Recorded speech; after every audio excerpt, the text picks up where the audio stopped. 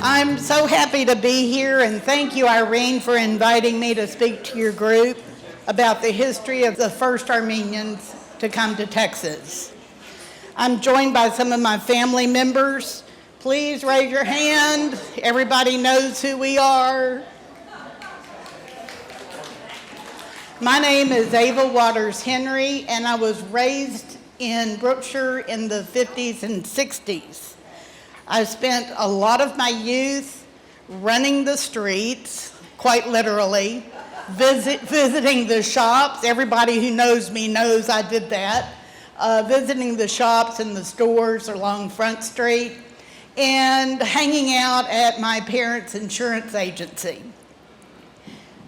I was often called Little Cousin Ava. And I heard my mother greet other adults as cousin. It left me very confused. I couldn't figure out how all these people were related to me. And my mother said, Ava, in Brookshire, we're Armenians. And in Brookshire, cousin is how Armenians greet other Armenians. So, I think that cousin moniker is what was the nexus of my now passion in discovering our roots. How are we cousins? How are we related to each other? So, let's get started. First of all, because I'm not speaking to other Armenians, I felt like it would be a good idea to give you a very, very brief synopsis of Armenian history. Today's country, you can find Armenia on there, is very, very small. It's on the eastern side of Turkey, and it's landlocked, with Turkey to the west, Georgia to the north, Azerbaijan to the east, and Iran to the south. However, historic Armenia was very different. It was about 5 times the size of the current Armenia. It encompassed more than half of present-day Turkey and stretched from the Black Sea to the Mediterranean. It had within its borders Mount Ararat, and that is where Noah's Ark came to rest after the Great Flood.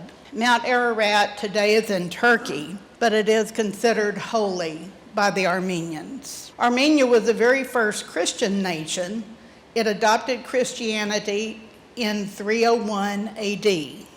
Around the 15th century, Armenia was conquered by the Ottoman Turks and came under Muslim rule.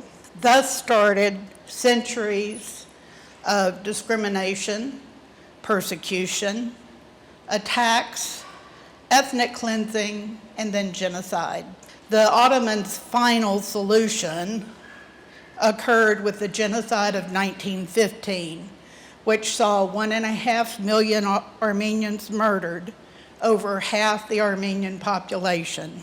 The treatment by the Ottoman Turks is the nexus for Armenian immigration into the United States. In the late 1800s and early 1900s, up until 1915, travel restrictions were placed on Armenians to prevent them from leaving. Their taxes were essential to support the Ottoman government. During this period of time, when you see persons listed on old ship manifest, very often their travels started with some level of escape. Up until October of 1882, which is the date we're going to start, less than 150 Armenians have been documented to have arrived in the United States, and only 55 Armenians have been found on actual ship manifest. Starting in the summer of 1883, the floodgates opened. Armenians came to the United States by the hundreds upon hundreds. There was a slowdown during the genocide of 1915, but then immigration picked back up until United States immigration laws were changed and quotas put in 1924. Just a side note, if you didn't know, you can always know an Armenian if they carry a surname that ends in IAN or YAN. This means son of. Many Armenians anglicized their surnames, but most kept a transliterated English version of their Armenian names. You are looking at our Mayflower, the Surrey. It arrived at the Castle Garden port in New York City on October 30th, 1882, sailing from Amsterdam, the Netherlands. On this ship of 1,200 immigrants were 30 Armenians from villages around the city of Gave and the villages of Echme and Ortaköy. They were told at Castle Garden that never before had such a large group of Armenians come at one time, and documentation that has been done proves this out. The group was led by the man who is first on the list, Nahabed Abdalian. He was a pastor and physician, having been trained in the United States. After graduation from medical school in 1879, he became a United States citizen. In 1880, he returned to his homeland to find a wife. In Izmit, he found Haganush Bayazian and fell in love. Izmit is pretty close to Ortaköy and Echme, and there is some thought that Nahabed probably pastored a church, or possibly pastored a church, attended by Hachador Danigian and his family. Fluent in English, he led this group to find and earn their American dream. I have to mention here that Nahabed led this journey just 1 month after his marriage took place. He left his brand new wife with the Manassian family in Constantinople in order to undertake this journey. I credit this man for the existence of the thousands of descendants of the Armenians on the Surrey. His story is long, but he eventually returned to his hometown of Gurin and was murdered by the Ottoman Turks in 1895 in the Hamidian massacres. His story is worthy of a novel in and of itself. And although we've never met in person, I count 2 of Nahabed's great-grandsons as friends, lifelong friends. 19 of these 30 Armenians boarded another ship bound for Galveston, Texas. The group consisted of 3 families in the blue boxes. Texas was offering free and cheap land to new settlers, and it's unclear whether the group heard about this in the old country or whether they heard about it in New York City after their arrival. I've tried to trace the others, but haven't been really successful. One group went to the Boston area. One looks to have remained in the New York area. Others I can find no trace. I've spent a lot of time doing Armenian genealogy work, and if you have, you know that surnames in the Armenian culture are very fluid. Armenians are known to change their surnames to honor relatives or to identify their trade or profession. There are other reasons why sailing names might not necessarily be their real names. People booked passage on these early ships through a ticket agent, what we would know as a travel agent in our culture. The ticket agent then gave the list of tickets that he had sold to the steamship company to be transcribed onto the ship manifest. Sometimes people purchased tickets but then decided for one reason or another not to travel, and they sold their tickets. The 19 that traveled to Texas were the Hachador Danigian family, the Garibed Danigian family, and the Anastas family.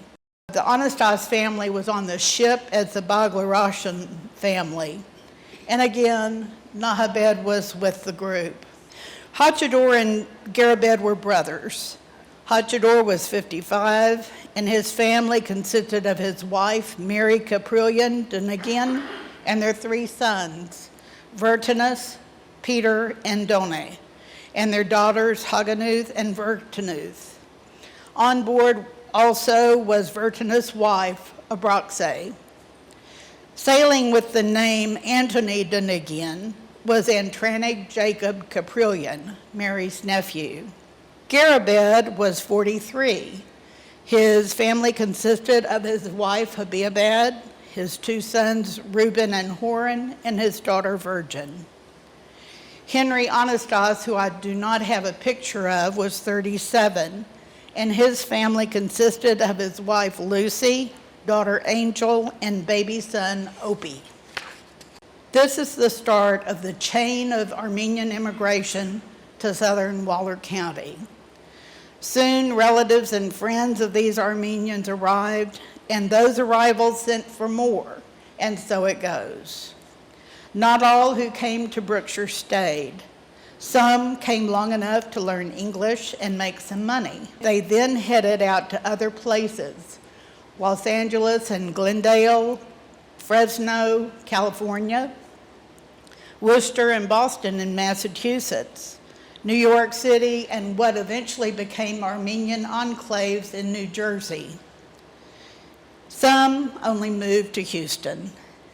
The Texas Armenians, because they were such early arrivals to the United States, actually became the seed of Armenian communities all over the United States. Those that stayed in Waller County became leaders and respected members of the community. And as most everybody is aware, much of the foundation of this area is due to the Armenians who chose to call it home. I'll be sharing with you some of the Armenian immigrant families to Waller County and their contributions. My family members present and I are part of the Denigian family, and so we'll start with them.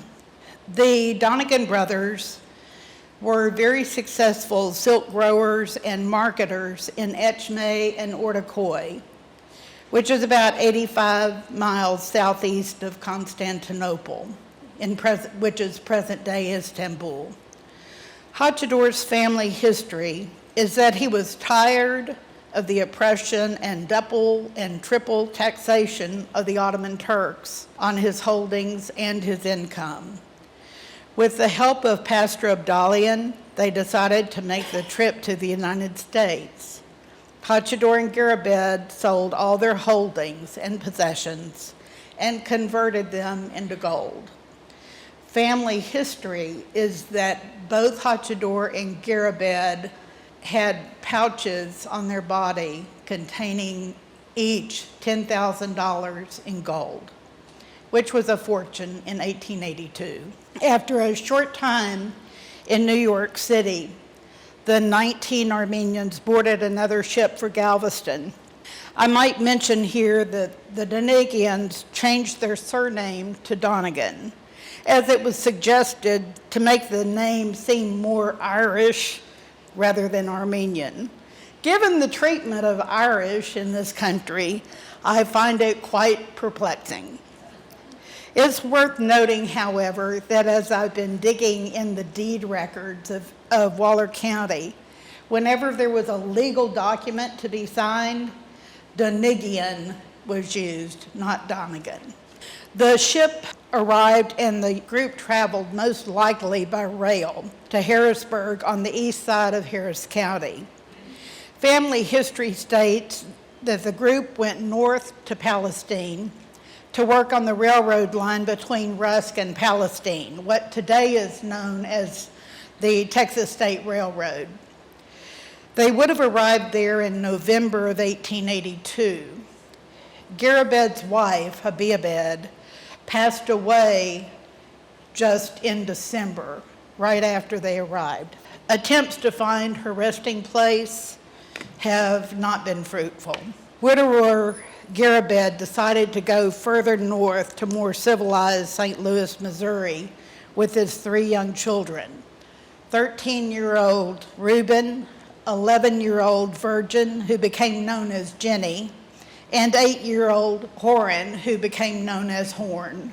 The reasons for this particular destination are lost to time. Garibed eventually changed his first name to John, and he never remarried. He purchased and ran a boarding house in St. Louis. The remaining group left the railroad project and went back to Harrisburg and started to look for property to purchase. Hachador decided on a Fort Bend County existing farm with a 2-story home. It is in an area just north of Richmond. There were no neighbors, and this group was alone to learn how to navigate their new life. From Abdalian family history, Nahabed was still with the group for a few months before returning to New York City.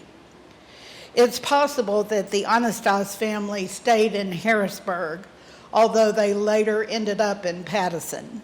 The family learned to farm in this climate, which was very different from that they left behind. They hunted and they trapped. The men took their crops, cotton, pecans, and fur, into Houston by horse-drawn wagon. They camped out where the Texas Medical Center now stands. Just 1 year or so into this new life, Mary died.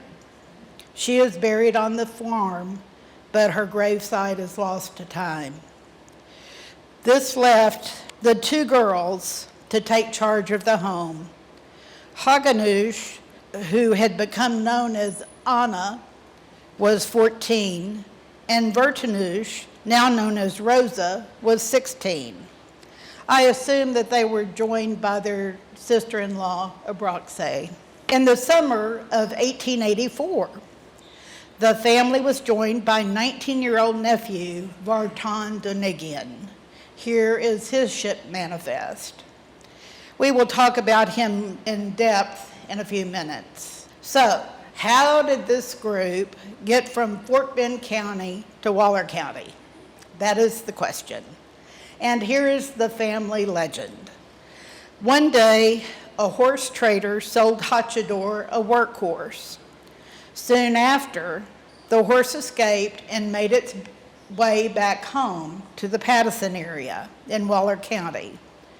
Vartan went in search of the horse, found it, and brought it back with information on the Pattison area and its neighborly inhabitants and fertile soil. Family discussions took place. Hachador came and surveyed the area, came back and decided to pull up stakes. They sold their farm in Fort Bend County and headed north and moved to Pattison. He farmed cotton and purchased a cotton gin and a grist mill. Thus, the Donegan family became established in the cotton ginning business. In August of 1882, August, not October, 2 months before the Surrey had arrived, Paul Donigian and 5 other Armenians had hitched a ride on a freighter and arrived in Baltimore. He was the nephew of Hachador and a brother to Vartan. He had been awarded a scholarship to go to the University of Louisville in Kentucky, where he was known as the Armenian.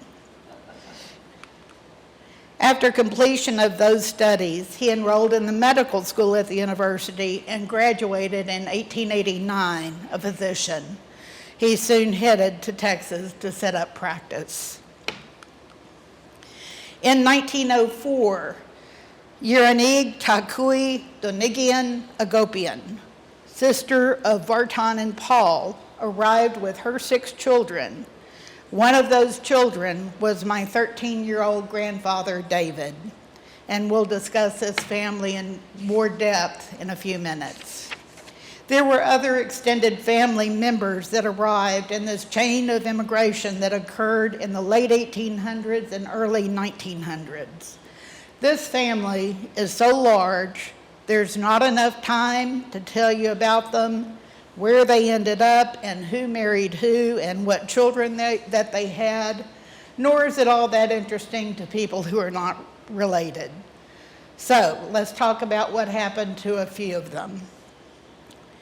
The Hachador-Donigian family operated their very successful cotton ginning business in Pattison and Brookshire. Hachador passed away in 1900 and is buried at the Pattison Cemetery. Sons Vertinus, Peter, and John became leaders of the operation. Peter eventually took the sole lead upon the early death of Vertinus and John. The brothers were joined by the husbands of Rosa and Anna, who had married Armenians in Massachusetts and New Jersey, Victor Barakian and Gregory Baronian. Peter married Mary Dramagian and had 3 sons, Hike, Richard, and Burge. Hike carried on the cotton ginning business, but all the sons were successful. Now, more on the brothers Vartan and Paul.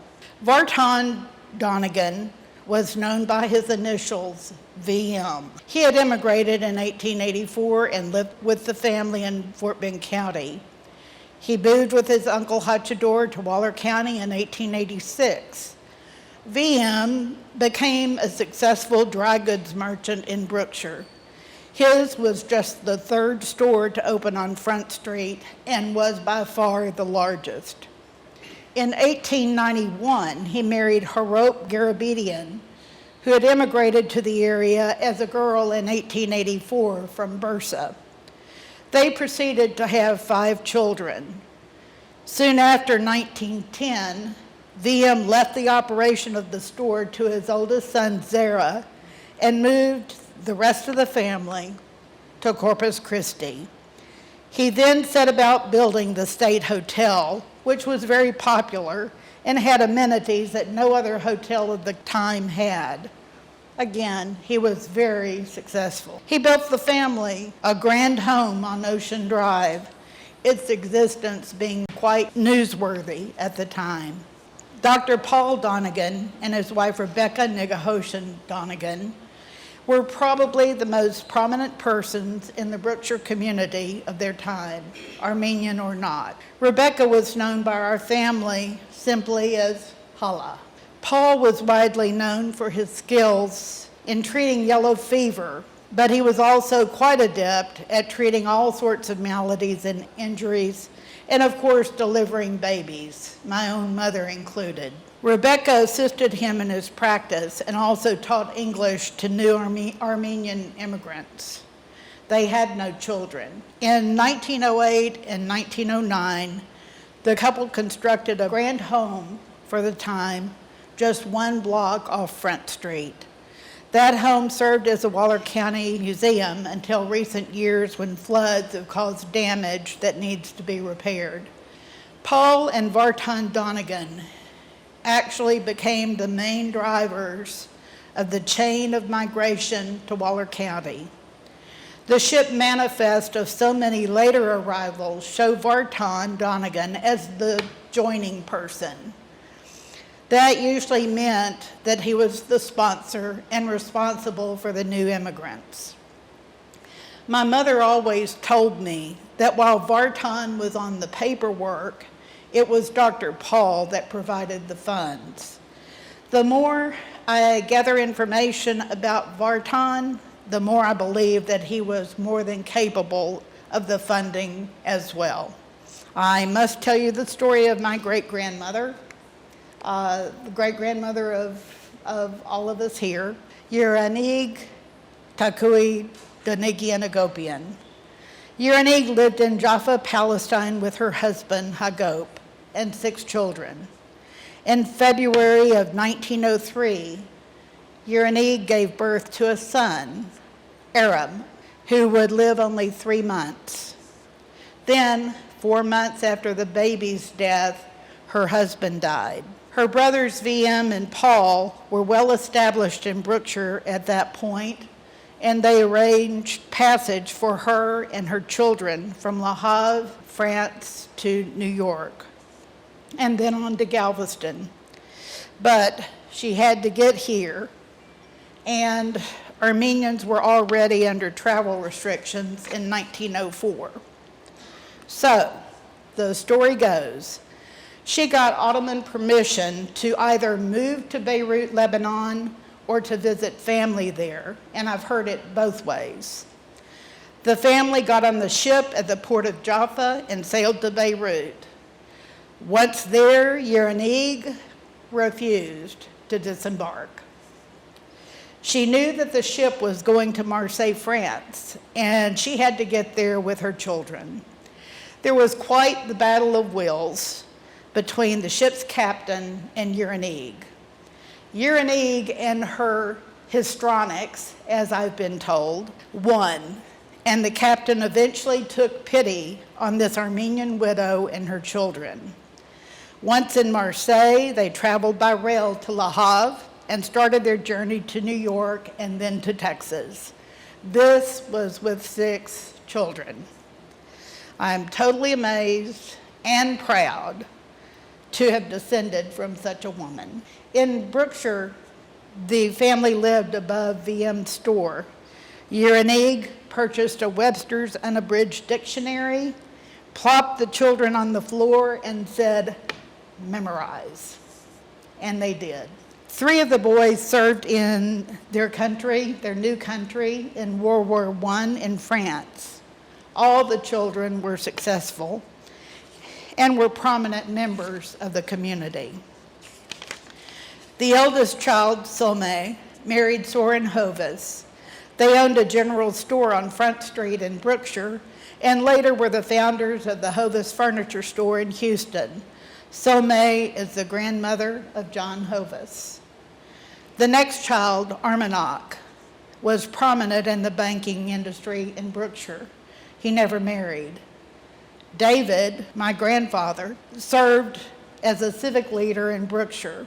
He served as city secretary from the town's incorporation in 1946 until his death in 1961. He fought hard for the wide streets that you see today in Brookshire. Avni is the grandmother of Dale Cooksey and Darrell Henry. Avni was known in the family as the Armenian cook extraordinaire. Nicholas and his wife owned a jewelry store in Hempstead, and Bedros, also known as Peter, was sadly a victim of the 1918 influenza epidemic while a student at Texas A&M University. Now, for the Harrison family. I was confused as a child why their name did not end in IAN, even though they were Armenian. So, here's the story in case you had never heard it. 16-year-old Kevork Goregian immigrated to the United States from Harput in 1891. This is what I believe to be his ship manifest. There's another Armenian with him, and I don't know what became of that person. Also, the manifest states that he is 18, but that's probably just a necessary fib. As a boy of around 14, in 1890, Kevork fled Harput after an encounter with the Ottoman authorities that had threatened his life and that of his family. Family history is that Kevork had crossed the street, oh my, crossed the street in front of an Ottoman official on his horse. This incensed the Ottoman official, and he threatened him and his family with death. Kevork's father knew that the only way to save all of their lives was for Kevork to leave the country.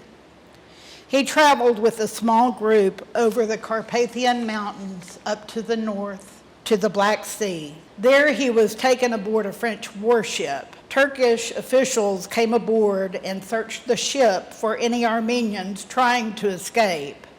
but the French captain dressed Kevork in a steward's suit and told the Turkish officials that he was actually a member of the crew and would not let them take him away. They sailed from there to Marseille, France. A group of Armenians in Marseille bought him a ticket to New York City. He landed there in New York City with 25 cents in his pocket and could not speak a word of English.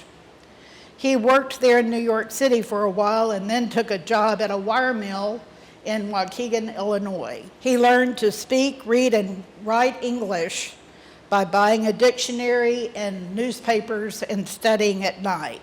Kevork's factory foreman mentored this new industrious immigrant to help him build his success in his new adopted country.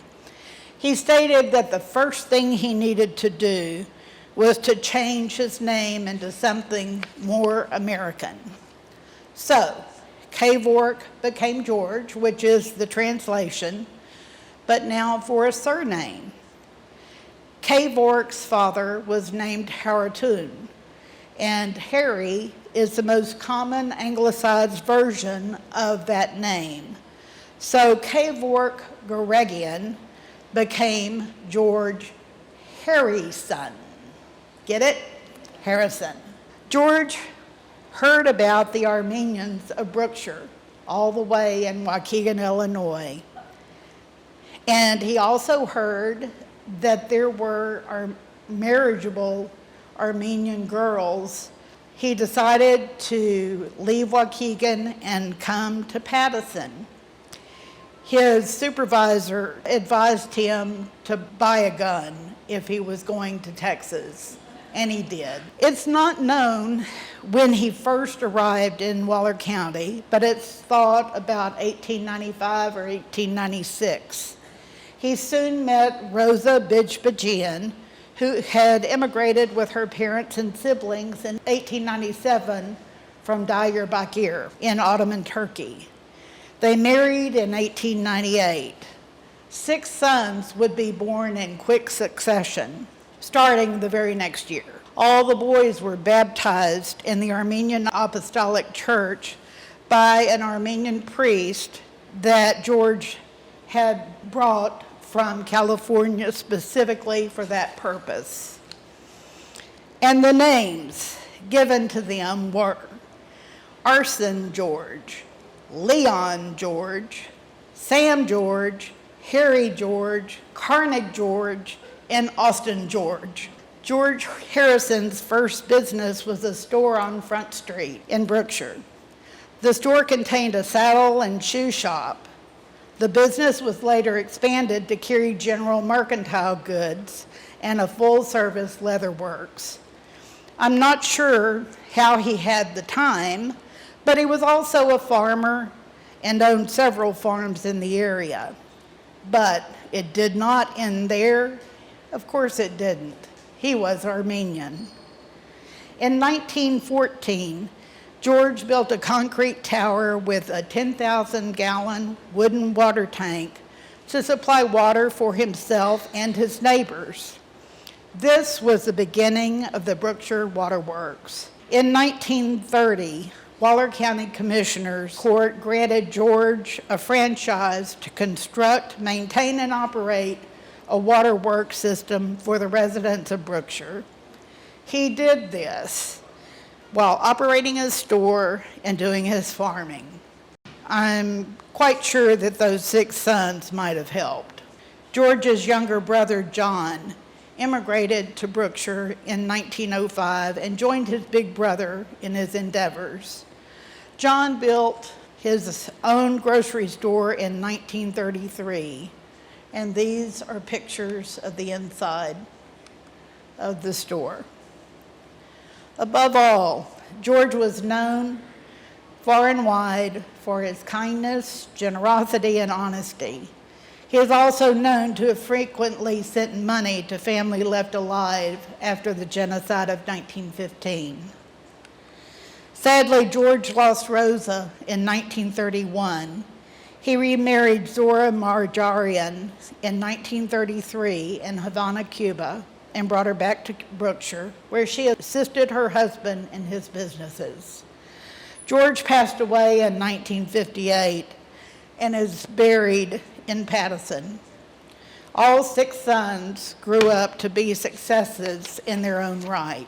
Arson George, born in 1899, became a cotton and pecan buyer. Leon George, born in 1903, was in the oil leasing business and served in the Texas legislature from 1930 to 1934. He also had an insurance business. Sam George, born in 1905, began his career working for the railroad. He became an independent oil producer, banker, and rancher. Of note is that Sam became the major benefactor of St. Kevork Armenian Church in Houston. And of course, this was done to honor his father, Kevork George. Harry George, also known as Billy, was born in 1908. He became a merchant in Brookshire and Hempstead and was quite the character. I see smiles. Carney George, born in 1913, worked for the humble recycling plant for over 25 years. Austin George, born in 1916, retired a full colonel in the United States Marine Corps, having served in World War II and many posts in and around the United States. After retirement in Fresno, California, he owned a large furniture store and orange groves and orchards. And here is a nice picture of George and his 6 sons. I now would like to tell you more about Antranik Jacob Caprillion, the nephew who traveled with the Donigians on the Surrey. He was a young man of 19. In 1886, he married an Armenian widow, Shahanar Manassian, who had immigrated to Waller County 2 years earlier in 1884 with a group from Bursa. They had no children, but he adopted and raised her daughter. Jacob proved to be a very successful entrepreneur with both a store and a cotton gin. From family history, he amassed a sizable amount of money. His wife, Shahanar, was in ill health, and he took her to Bursa in December of 1914. And pay attention to that date. By this time, Jacob was an American citizen with an American passport. But how Jacob managed to stay safely in Turkey during the genocide that occurred 6 months later in 1915, I do not quite understand. Shahanar passed away there in December. During this time, after Shahanar's death, he met a young woman, Anahet Varsavarian, and he married her in August of 1919 at the American consulate in Constantinople. There are no stories that survive that explain how this happened in the midst of the genocide, but the newlyweds set sail immediately for the United States, came back to Brookshire, and were actually here for the 1920 census. They immediately then moved to LA and had a child named Helen. In LA, Jacob was integral in the creation of the Holy Cross Armenian Apostolic Church, founded in 1922. It was the very first Armenian church in LA. I must mention that Helen Caprillion Kasparian is 100 years old and is alive and kicking.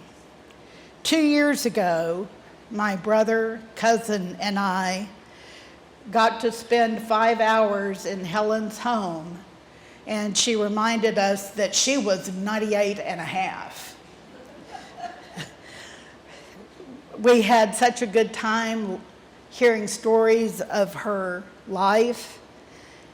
We watched her drink gin and tonic and listened to her stories. She gave us tours of her beautiful home on a hill overlooking the city of Los Angeles. And today, whenever I think of Helen, I do smile.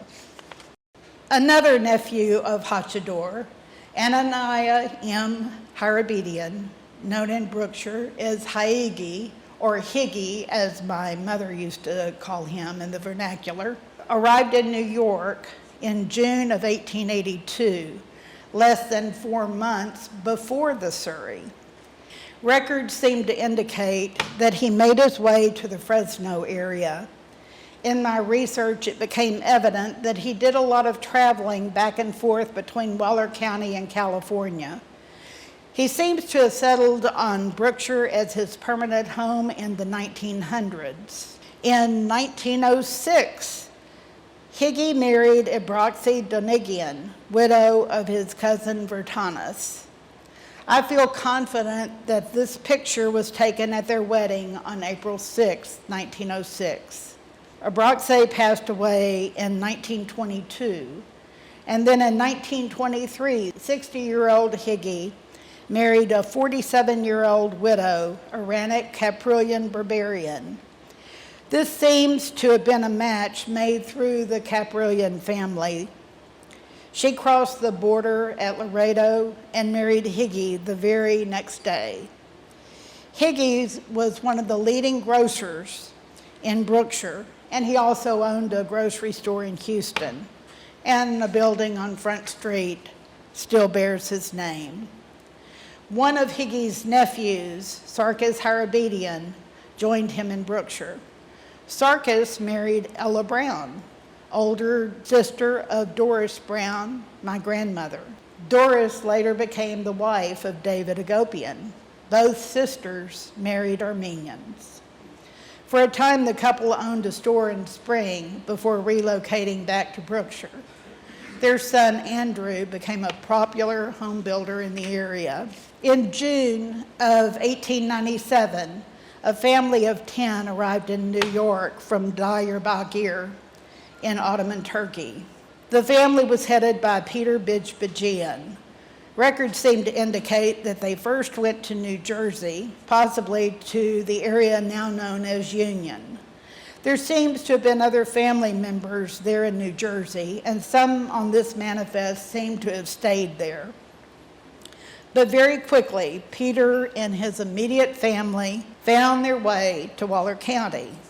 They must have moved quickly because Peter's daughter Rosa married George Harrison in Brookshire in 1898, just 1 year later. By all accounts, Peter and his family were well respected in the community. He is this man on the left in the 1906 picture, his wife next to him, son Adam below her. Sons Dick and Charlie are the armed fellows on the ground.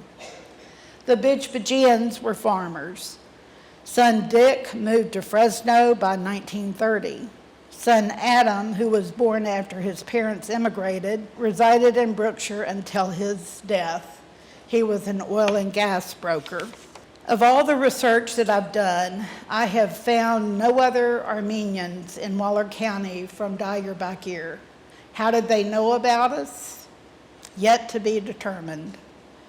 Gabriel Manassian, his wife, and 2-year-old son, Monasel, along with his brother Reuben and sister Shahanar with her daughter Bizar, arrived at the port in Boston on November the 11th, 1884, just 2 years after the Surrey that brought the Donegan family. This was a group from Bursa, which is about 80 miles from Etchme and Ortaköy. There were 19 Armenians on this ship, and 10 of them seem to have gone directly to Texas. I have suspicions and someday hope to prove that this Manassian family is part of the larger and wealthy Manassian family in Constantinople, with whom Nahabed Abdalian left his new wife, Haganush, while he was on the journey with the 29 Armenians. There's also oral history that these 1884 arrivals from Bursa were acquainted with the Donegans in the homeland, but we don't know how. And in 1884, the joining person or sponsor was not listed on manifest of the time. My perception is that 80 miles is a pretty far distance in the 1880s, but if they did not know each other in the old country, how would they have known to come to Waller County just 2 years after the Donegans? There are a lot of questions still to be answered, but somehow they knew where to come. The Manassians became successful grocers on Front Street. Gabriel and his wife had 2 other sons in Brookshire. John Manassian changed his name to Manason, and his descendants, and moved to Houston, and his descendants still live there. The oldest son, Monticello, married 19-year-old Victoria Kafafian in what was a matchmaker union. And take a guess where that match came from. Victoria's mother was Gadar Bijbajian Kafafian, who was a daughter of Balthazar Bijbajian, and in other words, a sister to Peter Bijbajian.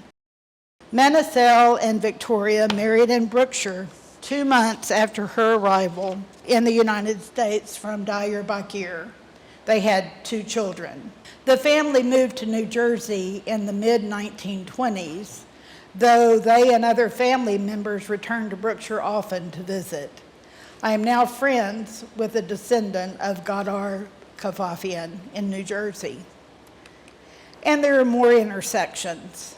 I spoke a while ago about Antranik Jacob Caprillion and his ill wife Shahanar. She was Gabriel Manassian's widowed sister. Shahanar and Bizar were in the Manassian traveling party from Bursa. She married Jacob just 2 years after the 1884 arrival.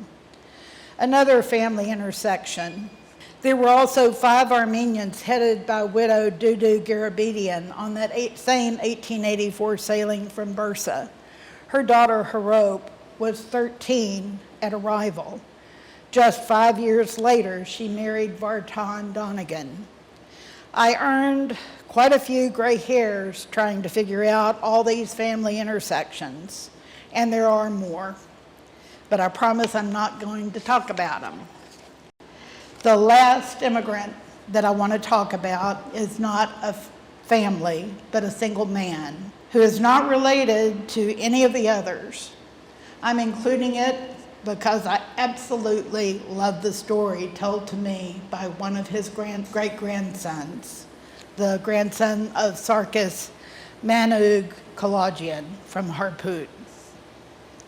Sarkis arrived in the United States in 1895 and went to Worcester, Massachusetts. There he worked in a shoe factory and found it most unsatisfying. He and a couple of his compatriots got together and cooked up a plan. Sarkis would go to Waller County, Texas, and become a cowboy. Once established, he would raise cattle and then ship them to his friends in Worcester to butcher and sell. Sounds like a really great idea, right? Well, 25-year-old Sarkis got to Pattison sometime in 1900 and started his cowboy profession. He found out very quickly that cowboying is very, very hard work. The plan fell apart, and Sarkis returned to Worcester, his tail tucked between his legs. He went back to the shoe factory, but not for long. He ended up going to Fresno, California, where he eventually owned a successful grape orchard. So I guess we can deduce that working in orchards is not nearly as hard as working with cattle. And I'm sure that Sarkis had a great respect for cowboys until the day he died. I have so many more stories, too many to tell in one setting. The trees and stories will always be a work in progress. The purpose of the trees is to document what I call the first families, the first Armenians in Waller County and Texas. Each family has their own tree, Many of the families are related to each other in one way or another. You may see numbered connection symbols, and I've tried to place trees with those connections close together. On the larger families, that wasn't always possible. The names of immigrants will always be capitalized, so they're very easy to spot. The parents and siblings that did not immigrate to the United States are not capitalized, and neither are their descendants who were born in the United States. These trees only include 3 and 4 generations. If they carried on into the current generations, there would not be a building large enough to hold them. And you'll see a lot of 1915 death dates. That cause being the 1915 genocide of the Armenians by the Ottoman Turks. Thank you again. I really enjoyed being here and presenting this. And on the trees, you will see a narrative in light green. Those are notes, research notes, and histories that have been provided to me by families. And if you're interested in our history, please go take a look and read their stories. The stories must not be lost to time.